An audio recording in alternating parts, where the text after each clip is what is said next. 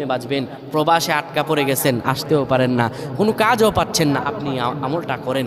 এটি আমার কথা নয়, বিশ্বনবী মুহাম্মদ রাসূলুল্লাহ সাল্লাল্লাহু আলাইহি ওয়াসাল্লামের প্রিয় সাহাবী হযরত যায়েদ রাদিয়াল্লাহু তাআলা আনহু, তিনি একবার মক্কা থেকে হিজরত করে যখন মদিনায় যাবেন, ঠিক সেই সময় বিপদে পড়ে যান। ওনাকে একটি লোক বিপদে আটকে ফেলে এবং ওনাকে হত্যা করার চেষ্টা করে। তখন তিনি আল্লাহ তাআলার এই খাস নামটি ধরে সাহায্য চেয়েছিলেন, আল্লাহ তাআলা তাকে বিপদ থেকে মুক্ত করেছেন। সুবহানাল্লাহ। সেই দোয়াটা কি?